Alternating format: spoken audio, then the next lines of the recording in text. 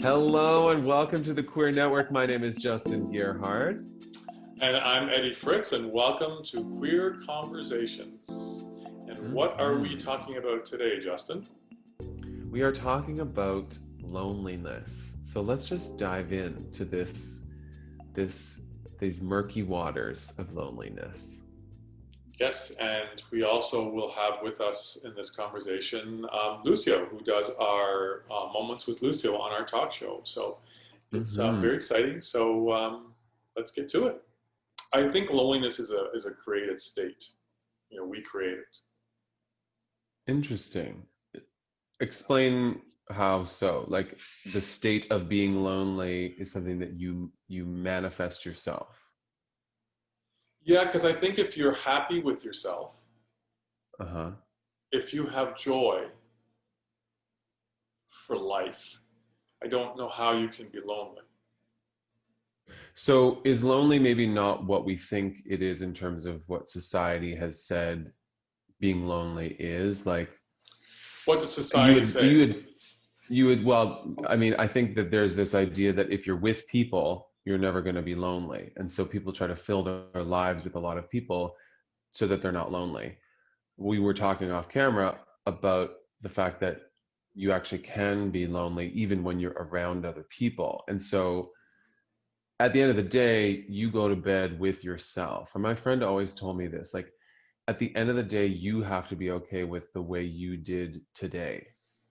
It really doesn't matter what, even if you have a partner, obviously it matters, but you can still feel lonely even when you're with other people. So we do create the loneliness, or rather the loneliness exists inside you, and nobody can, not fix it, but nobody can alleviate that feeling but yourself. And how does one do that though? Feeling that feeling of loneliness.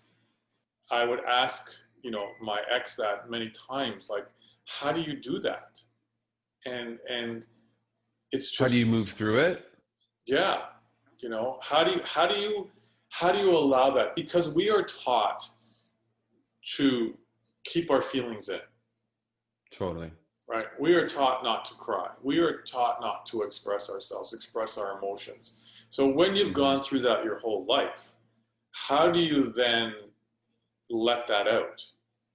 It's going to feel, I think it's going to feel uncomfortable, and it's going to not feel normal to actually feel the feelings, which to your point about loneliness being a feeling, I feel like loneliness as a word is sort of this umbrella feeling that covers up lots of other, like little other, not little, but other feelings like scared, sad, afraid, angry. What I've learned, not that I always have like the one size fits all answer to the riddle of how to not be lonely. However, what I do know is that it is always going to be within yourself to alleviate. Like, Yeah. even when somebody else makes you feel good after you've like gone through a breakup, like at the end of that phone call or the end of that like time with them or whatever, you're alone. And all of a sudden, you're alone with your thoughts, you're alone with your memories. Yep. And that's often what triggers emotion.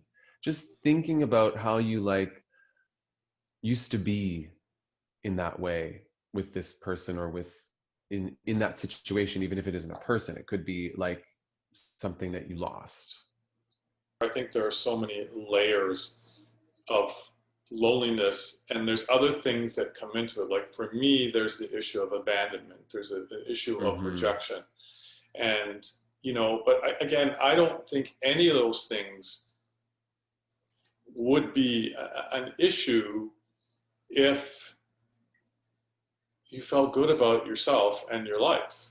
I think being alone is a wonderful thing. There are wondrous things that can happen when you're alone because, for example, in the shower this morning, I was alone and I could sing whatever I wanted to sing, however I wanted to sing. And even if my ego was like, oh, that didn't sound right, or you weren't harmonizing right, I still have the ability to be like, but nobody's here. So like who the fuck cares? And so we can have that back and forth. So there's something amazing about being alone that allows you to get to know yourself. Um, but then being lonely, which they are connected, it's just that I think they're like opposite sides of perhaps the same coin. Like to be lonely is maybe to not know yourself. You can be alone and enjoy yourself and be grateful for things around you. Example, as I was saying to you off camera, you know, I went to dinner by myself, and I don't know if I've ever done that. And I Right. just challenged myself, and I had a date that didn't happen, and it was like, okay, I'm ready to go, and I'm going to take myself out on a date. And I went. So I was alone, but honestly, I didn't feel lonely. So I think there Mm-hmm. is that difference, but to feel lonely is is is a tough feeling, and there are Mm-hmm. many, many, many people out there who are lonely. Do you think that it's also because people don't aren't their own best friend? Like they don't treat themselves the way they would treat their best friend or their family. And so when they're alone, it's actually not a fun place to be because the voice in their head is on a loop and is very loud and obnoxious and hard on them. And they don't know they have the ability to change that. And so when they're distracted by being with people or watching movies or whatever, it's not, they don't have to hear that voice. You can be alone and be lonely, but you can also be alone and not be lonely. Totally. Being happy with yourself, being okay with yourself, being confident. What we have to be okay with is which is ironic that I'm going to use this word, but for now I'm going to use it. The trying to get back to that elevated emotion um, is part of being human. So even when you fail at that trying, like when you're just like, oh, how in this moment, like you said, when you're in a feeling of loneliness in that headspace, it's really hard to know that everything's going to be okay. It is important to recognize the small victories of a moment and not always think, oh, if only I could be happy all the time. Yes. It's not like that. Life isn't like that. How can we combat this feeling of loneliness? And, if you don't mind, I'd like to start by saying a couple things. And, Hmm. one is what I said earlier, um, and that is just feeling that feeling and allowing it to come up, allowing it to happen. Yep. Let it come up and cry and hit a Hmm. pillow or something, Yep. whatever it is, like just feel it and let it out. And it's not just me that says that. I mean, many experts will say that you have to feel the feeling. You have to feel the Yep. emotion. That's one And it thing will I will say. likely, I'm just going to add to that, it will likely feel uncomfortable. Yes. It's not like just because you're yelling, you're like, oh, that felt so good. You might feel that, but you also, it's not like after you felt that feeling, the goal isn't that like releasing that anger or that sadness or whatever it is all of a sudden you're going to just instantly feel like, oh, thank God I did that. No, that's just part of the process. But as you said, it is so important to feel it, which means releasing it. But you know, I think it is possible. Maybe not the first time or the second time or the third time, but I think it is possible that you can get to that point that when you do feel it and you do release it, it's gone. You know, Absolutely. you know. Fully agree. But I'm just saying for the people So who start doing it, yeah, I don't want them to get this impression that all of a sudden if they don't feel that they've done it wrong. There's no wrong. Feeling emotions yeah. can't be right or wrong. Feeling emotions is just is. And the other thing that I would say too is like just doing the things that are going to make you feel good, you know, and challenging yourself to things. Like I said, I went out to dinner by myself last night. I think maybe the first time in my life that I did that. Again, like feeling the feeling, did the loneliness just go away? No. You know, I was sitting there thinking, oh, this would be nice to be sitting here watching the sunset, having a glass of wine with somebody. But the key is to be okay with it by yourself. And I will add to that by saying, just it might be helpful to remember that there is somebody on the other side of that equation that's sitting with their partner, whom they love dearly till the end of time, and wish that they could just have an evening alone by Yeah. themselves, having a glass of wine on the beach. And that's the duality of all of our experiences. And I'll even add a little third part to that. When you're sitting there, you know, on the beach with a glass of wine, just think about there's many other people sitting there, you know, Mm-hmm. on the beach with a glass of wine. Now I'm using that as a whatever there's a word. What's Yeah, that it could word? be anything, metaphor. Yeah, it could be a metaphor. Thank you. Out there, and you know, that are happy doing that with themselves, or that person, you know, if you're looking for a partner, if you're looking for that someone, that person is out there and they're doing the same thing that you're doing. And you know, if you really um, you know, manifest that, and as again Joe Dispenza says, if you create that future that you want as if it's happening right now, you can make that happen. You Mm-hmm. know, what does he call it? The mental rehearsing. The mind, yeah. You know, and so you just over and over again. Okay, you know, and you picture and you envision that person. Which I would add to that by saying it reminds me of that if you do the same thing in the opposite direction when you anticipate the worst that can be. You anticipate the rejection, you anticipate the abandonment that you're going to feel when something happens. And in the same way that you have the ability to anticipate, you can also anticipate the the the meeting somebody, the person who loves Scrabble as much as you, the person who like wants to play those games that you love to play. Those it's we have the ability to do both. I just think we forget that sometimes. well, and I think the key is actually, I was wondering where you were going with that, but I see that now. But to, again, I know the right words, not eliminate, not but not think of those that anticipation of feeling abandoned or rejected, Mm-hmm. because again, as Joe Dispenza, I keep bringing up Joe Dispenza, but you know, as he says, and I had sort of forgotten this for a while. It's like, oh shit, like this is exactly what I'm doing. And it's where you put your awareness is where you put your energy, you know? Yeah. And it's so true. So if you are going to be thinking about abandonment and rejection, that's the energy that you're going to be putting out there. And that's what I've been Mm-hmm. doing.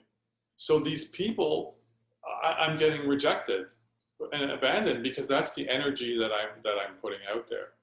Yeah. And I had a day, and I was going to tell you this off camera, and I wasn't going to go into it, but I had a day last week where my energy, I know my vibrational energy was amazing.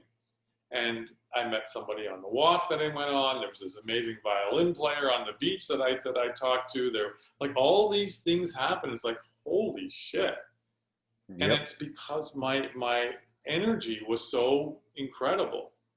And Yep. so the key is to keep that up, you know. Mm-hmm. So how did you get there that day? Why was that day different?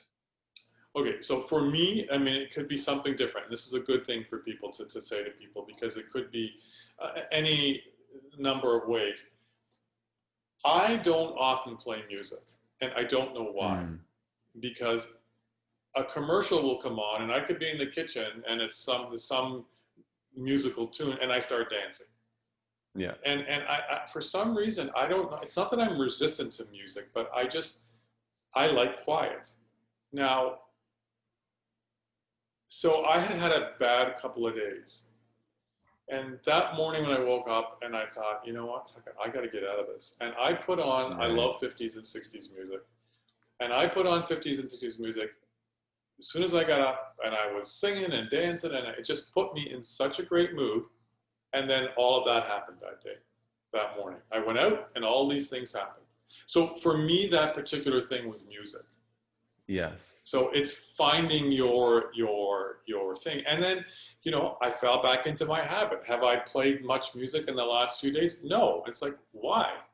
Because I'm so accustomed to being in this. And you're addicted to that way. Your body's addicted to that way. Exactly. And when we introduce something new, it doesn't mean it's going to stick right away.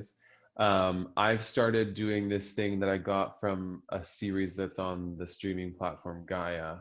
The series is called Limited. I'll put a link in the description to it.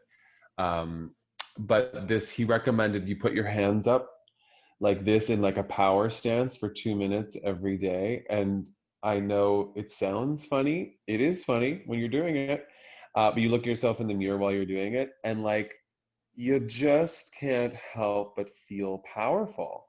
Putting your arms up in a state of like, I've accomplished something, even though nothing has happened yet today. I just think you're automatically, it's like you're in a state of gratitude, which is to already be thankful for everything that hasn't even happened yet, all the things that you want. And it's like the simplest thing you could do. 2 minutes in a So mirror with your hands up. your hands up for 2 minutes and just stare at yourself in the mirror. You don't say And anything. like, nope, you could smile maybe because like you're in a state of like, I did it. Who knows what you did? Wow. I just know that I did it. And I challenge people to try it. Like you think it sounds dumb, which I did as well. And then I tried it and I was like, I can't help but be smiling at myself for one thing, which then kind of just makes me smirk and be in a good mood. And then even just it's what our bodies want to do when we celebrate. We're like, oh my God, yay. And so why not do more of that? Like the dancing. Yes. So this is Unlimited, this series called? It's called Limitless. The other thing is affirmations. Yeah. You know, I do affirmations every day as part of my meditation. But you know, again, when you do the affirmation, you have to really feel it. How would you describe loneliness? To me, loneliness is the absence to acknowledge the self. Yes. Loneliness is the byproduct to which the story you're telling. And an emotion is the cause, or maybe the helpful hint as to what you really are feeling about the self. And loneliness, I believe, is entirely common and important and very integral. And it can feel completely debilitating and hopeless, and it can feel scary and daunting. And why is it important? I believe it's important because, and from the experience and realization that I had, one would have to feel lonely in order to understand why they feel alone, or the feeling of the loneliness. And if the constant reminder or story we're telling ourselves is, if I'm alone, and Ed made the point of you can feel alone and be okay, or you feel loneliness, those two circumstances still will not change. You're still going to be alone. So it's the day in which you feel the loneliness rather than the day in which you feel alone and empowered. What I'm understanding is, when I feel loneliness and I feel lonely and maybe I'm seeking or searching or desiring or wanting, what I am actively doing is not loving or turning to myself as in I'm my companion right now, but I'm feeling unloved, without attention. I'm feeling bored. I'm feeling frustrated. So I feel that a conversation with someone on a dating app or someone that I reach out to will make me feel better.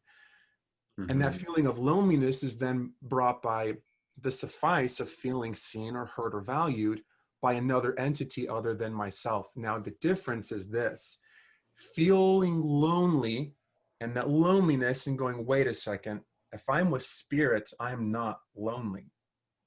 Maybe I feel lonely, but my ego and arrogance is telling me, but I am alone.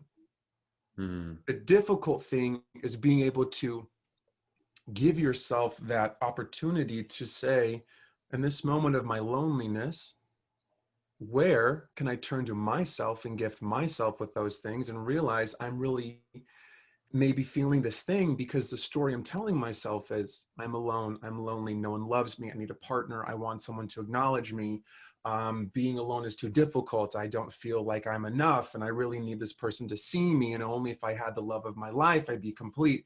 It's the story that we get so entranced by. What's important is feeling loneliness to then be the one to get yourself out of that loneliness. How do you turn to yourself? So here's the thing, I can't tell you how. You're going to figure it out on your own. Now you've got to ask yourself, why am I turning to myself?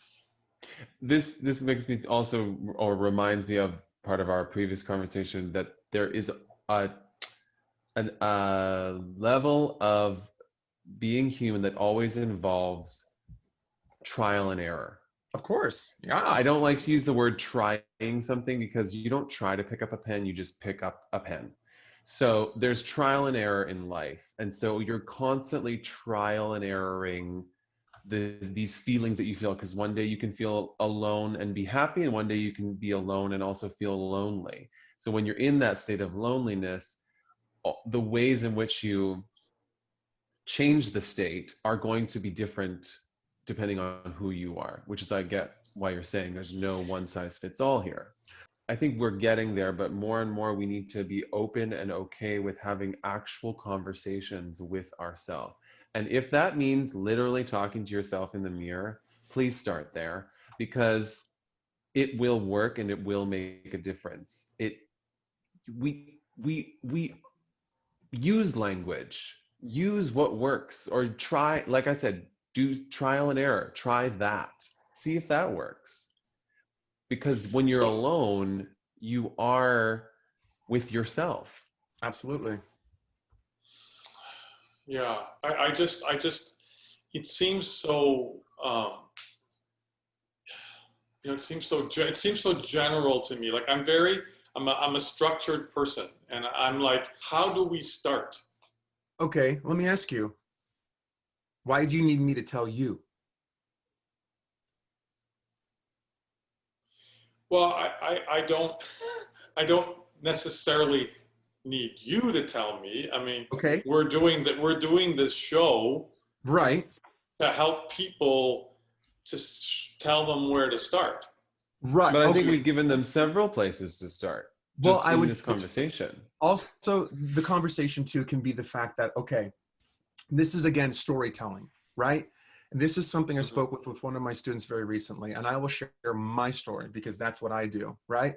I will give into my addictions. I will give into my vices because I justify and I say, but it's only for today. It's fine. Yeah. So what really the conversation that I'm difficult to have is, why don't I want to figure this out? Why don't I want to commit to myself? And the negatives, you can never play a negative, right?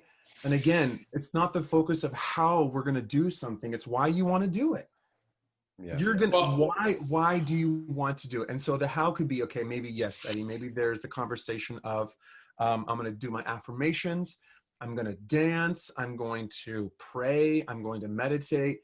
But here's the thing. If you're someone that doesn't feel connected with meditating, or you don't feel connected with this, or where you begin to see those things, ask yourself, where am I all over the place? And I'm not giving myself my clear why. Because the thing about the returning to the loneliness, if you're the loneliness is returning, then I know for myself, if I return to my addictions and I get online and I'm looking for something, it's because I know I still am placing some type of expectation on me reaching out to that thing. Outside of yourself. Outside of myself. And my loneliness comes from wanting to find things with instant gratification. But here's the thing in life, we are so wanting to know how to fix things so right away because we open things that tell us how to make a can of fucking soup. Yeah. But you have to start somewhere. Exactly. And the conversation is, why? Why But have I been choosing these things? Or why is this coming up for me?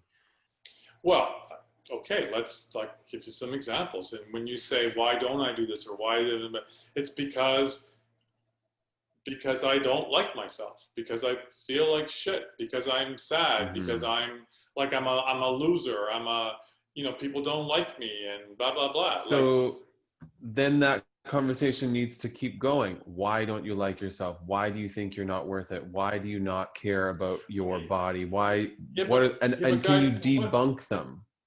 No, but guys, people, when you're in that state, they don't know the answer why. If they knew the answer why, they wouldn't. But they're probably not even asking. But that's the thing. There's the denial. There's a story there that, from what I'm hearing, is, the story that I'm constantly hearing that I can only reflect back is, but I don't know how, and I can't get out of it. If your constant story in life is, when I feel lonely, I can't get out of it, and I don't know how, you're going to be lonely the rest of your life. Mm-hmm. That brings me back to the trial and error. It's not going to be the same thing every time, and you have to attempt something different than what level you're on. If you want to stay here, and this is the thing, I alluded to this earlier too, there are times when you're going to do exactly what you don't want to do or is not best for you, and it will only be after that you have the clear mind or the calm emotion to reflect upon it. And then that reflection will hopefully help you for the next time something arises. And you just have to go from there in these layers. It's not, I have this problem and it's gone. That isn't life. Okay. So I'm just putting myself in the place of some of the viewers out there and feeling frustrated. Okay. That's good. And because you guys aren't telling me really anything. I'm feeling this way, and you're saying you have to experiment with different things, and you have to, ask, why do I feel this way, and why don't I feel that way, whatever. Well, okay, you're not helping me. The story is, you need me to help you, and you're mad at me because I'm not giving you an answer that you're not giving yourself, Eddie. Exactly. So it's not about me or Justin. It's about the fact that you're angry that what I'm providing for you is not enough, because you need something that I need to give you for you to fix something or to heal something or to work through something. You don't. The story is, I'm mad at you because you're not giving me what I need. Really, it's, I'm not giving it to myself, so I'm really pissed off. Mm-hmm. I cannot tell. So you just hit on the answer. I'm mad because I'm not giving it to myself, and that's what I'm saying. That these things you have to find for yourself. So why is it that you're feeling lonely? And I say, again, I'm being very simplistic here. I'm feeling lonely because I'm not happy with myself, because I don't like the way I look, or I don't like the way I'm behaving or acting or whatever it is. So there's things I don't like about myself. So in order for me to not feel lonely and to feel okay about myself, I need to work on those things. That's what I would say. Is that fair? Start somewhere. Take a step towards one thing that you could do to make yourself feel better, and see if that makes you feel better. Well, let's take an example. Okay, I'm playing devil's advocate here. So if I take the one thing and I say, okay, I don't like my appearance, but if it's something that I can't do anything about my appearance, like this is the way I look, it's different when you're. But what about your appearance? If we were going to play with this example. Okay, that I feel like, I'll give an example. Like I feel like, well, not me personally, because but for people who think that they speak for you, because the only. Well, I can't. It's hard, because I was going to say that I'm too old, but the fact is I look way younger than my age, so that isn't really an issue for me. It is a little bit because I'm attracted to younger guys. So it is a bit of an issue. And I can't change the fact that I'm getting older. Why is that an issue though? Why are you creating issues about your age? Okay, well, maybe that's not a good example.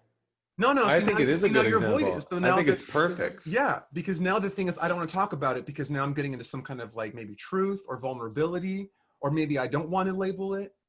But the resistance is, well, maybe talk about somebody else and how they feel. No, but now the age thing is coming up, which is super powerful. But who told you that where you are in age was wrong for someone to like you, or think it's impossible for someone younger to be attracted to you? Where did you believe that to be true? Well, I've had those experiences where I'm attracted to certain people that are younger and they're not attracted to me because I'm older. Okay, so then those people, that's it. But there are other people out there who probably like older men. There's totally are. You've Are you also kidding me? experienced those. Yeah, I've experienced those too, yeah. And that's the thing. So okay, when you've experienced both, the proof is in the pudding. So what if there is something about, other than being too skinny or too fat or whatever, what if there is something about your appearance that you have like this huge birthmark on your face and there's nothing you can do about it?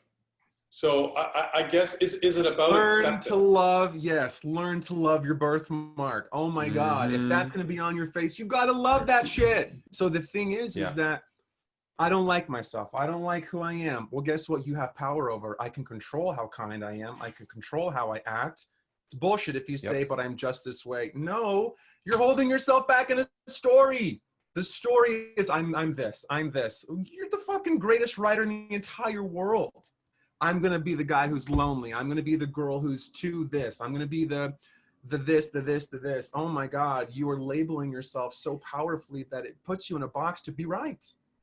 People prove themselves right and wrong, but people prove themselves to be right by their downfall. I knew I was going to be cheated on. I knew I was going to be left. So guess what? How good does your ego feel that you were right? Okay, does your ego want to continue being right for you not winning in life? Or do you want to challenge yourself to believe that you can write another story? We talked about you can anticipate the trauma in the same way that you could choose to anticipate the joy. Exactly. You have the ability to do both. And you just have to think about that logically. As much as I can, in an instant, change my entire mood by anticipating something horrible, you could do the opposite and anticipate something amazing and change your entire mood. Neither of them have happened. One of them was in the past, yes, based on past events, and one of them is in the future, hasn't even happened yet. But in the middle, your emotion has just been changed. Past, present, future. Yes. Right? I learned this recently in like a self-help course, okay? You are in the present, right? Now you have a story you wrote in your past. You have to ask yourself, from this bubble over here, am I continuing it to put it in my present? Or have I placed it so far in my future that the only thing that I'm seeing in my present and my future is my past? This one does not happen until moments in the future. Literally, you can't control this one, but how this is can predicate how your future is. So you have to cross out my experiences of what happened when. You can take the resilience that you learned from your past to apply it to your present that will enable you a more powerful future. But this does not make who you are. This helps who you become. This is the hero who got to this place, not the victim, not the wounded warrior. All these stories we tell ourselves to be, oh, blah, blah, blah, blah, blah. That's a drama and a fantasy we're creating in our minds. No, be the hero there, to be the hero here, to have the future you've always wanted. Be willing to let go of the attachments of why you might be held back, but create how you are now. I will add to that by leaving another tool, which is the book called A Man's Search for Meaning by Viktor Frankl. Is in a beautiful story of a man who went through the extermination camps, concentration camps in World War II, and had no reason, you would think no reason to live, but his why for wanting to exist is what propelled him through the worst circumstances one could ever endure. but he endured them because he knew he had to tell his story for the future. That why was what gave him purpose to survive. And so asking ourselves why is so important. You know, hey, I'm happy. We got to where I wanted to get to. Thank you very much. We can end this now. Yay! But no, we've given people. I mean, the bottom line is it's up to us individually. But we've also now given people some tools. I think people need to hear, and I need to hear something concrete. And what you said was, it's the story that you tell yourself, and you need to learn to love those things and to love yourself. And that to me is like, okay, now I'm not frustrated. Now I'm not pissed off. I've heard something that I can deal with. And again, I'm not saying me necessarily personally, but you guys are saying all these things, and you kind of, to me, it's like dancing around. What is this fucking thing that you're saying? And what you're saying is you can control the story that you tell. And that is a beautiful thing. And so, Lucio, thank you so much. Thank you for having me. It's wonderful to have you on. And, we usually always have our moment with Lucio, but this was very special. And we love doing this with you, where we get to actually have this conversation. I think it was a very important conversation. So thank you. Thank you. Thank you for sharing so vulnerably and being so open, because that's the breakthroughs that are going to happen when someone's willing to share. When you share, you'll be surprised at what's on the other side, and being honest about it and authentic. So if it weren't for you, Eddie, and your experience, we wouldn't have gotten where we got. And thank you for Justin and both of you for holding this space and sharing those things.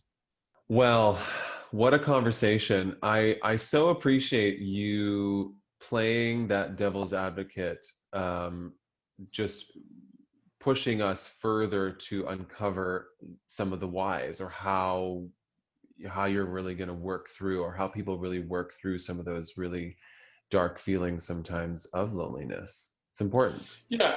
And for me, I think it's just, it's great and it's fine to say, talk about loneliness. Here it is. But I think people want to know, okay, that's great. So what do I do about it? And that's what kept going on in my mind. It's like, and what we discovered, there's no simple answers, but there is a place to start. And that's what exactly we got it. to. And that's what excited me, and that's what I wanted people to hear. And I hope for everyone that is experiencing loneliness that this does help somewhat. And let us know what you think in the comments. Absolutely. Please put in the comments even things like what you did to take that first step, because like Lucio says, sharing your story and what you did often inspires others to do something the same, or it will inspire to do something that they want to do. So there's a lot of power in sharing. Absolutely. Okay, everyone, thank you for watching. If you haven't subscribed, please subscribe, and we will see you again soon. Absolutely. Thanks for watching. Bye. This is the Queer Network's coolest show on the planet.